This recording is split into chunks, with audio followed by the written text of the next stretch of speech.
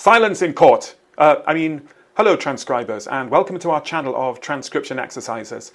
Today we're going to familiarise ourselves with some of the Latin phrases that are still used in law in various countries. You've probably heard them in courtroom dramas, and you may be called upon to transcribe them at some point. Why are there so many Latin phrases in our laws? Well, Latin used to be the language spoken by the educated classes across Europe. Did you know that Isaac Newton wrote most of his books in Latin? Latin isn't really spoken now in Europe, but you can still see its legacy in the law codes of England, America, India, Nigeria, etc. And of course the word etc. itself is Latin. So today we'll look at 10 of the most common Latin phrases which are in frequent use in the law courts. Before we do that, a quick word from our sponsor, the FTW Transcriber, about just one of its features.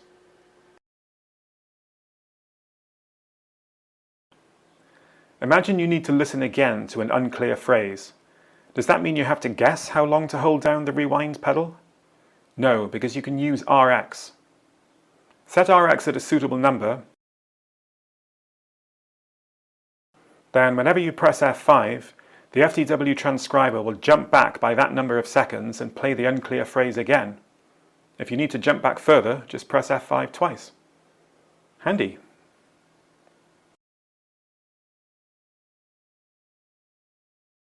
Right, let's make a start. So on the next screen you'll hear a sentence. All you have to do first is listen out for the Latin phrase in that sentence.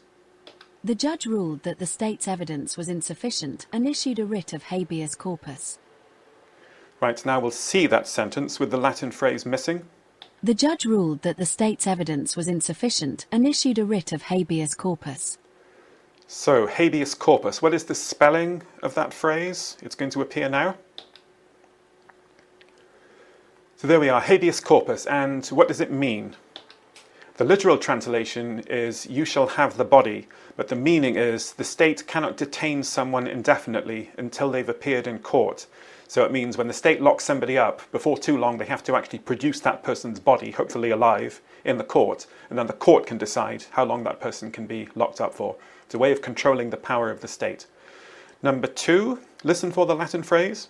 After retiring, the solicitor focused on pro bono cases involving housing rights. And now we'll see that sentence. After retiring, the solicitor focused on pro bono cases involving housing rights. So pro bono, what's the spelling of that phrase? Here it comes. There we are, pro bono. And what does it mean? It's nothing to do with an Irish rock star. So what does it mean? Literally it means for good. So it means that something is done for free, professional services provided for free, out of the goodness of one's heart. Number 3, listen for the Latin in this. The police must present prima facie evidence to justify an arrest. And now we'll see that sentence. The police must present prima facie evidence to justify an arrest. Prima facie, so how do we spell that? Here it comes. There we are, and what does prima facie mean? Literally it means at first sight, but in legal terms it means something like sufficient on initial examination.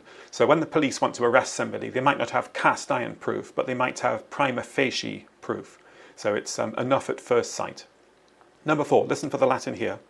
The case is sub judice, so the media cannot comment on the evidence yet. And let's see that sentence. The case is sub judice, so the media cannot comment on the evidence yet. So sub judice, what's the spelling of that? There it is, and what does that mean? Literally it means under justice, but in legal cases it means currently in trial. So if a case is sub judice, then normally the media aren't allowed to report on it very much because it could prejudice the jury. Number 5, listen for the Latin. The judge decided to hear the sensitive testimony in camera to protect the witness's identity. Now let's see that sentence. The judge decided to hear the sensitive testimony in camera to protect the witness's identity. In camera. So what's the spelling of that? Not too difficult, but what does it mean? Literally it means in a room, but it actually means in private. So if there's a case about national security, then the judge could decide to hear it in camera. Camera is like the English word chamber. So they don't literally take the trial into a separate room. It just means that they exclude the public from the trial. Number 6, listen for the Latin here. The teacher was expected to act in loco parentis during the school trip. And now let's see that sentence. The teacher was expected to act in loco parentis during the school trip. So in loco parentis, what's the spelling of that phrase? It's that, and what does it mean? It means in place of a parent. So with parental responsibility. So when children go to school, then the teachers act in loco parentis, in the place of the parents legally. Loco means place. It's like the English word location. Number 7, what's the Latin in this phrase? The defendant was accused, inter alia, of fraud and breach of contract. Let's see that sentence.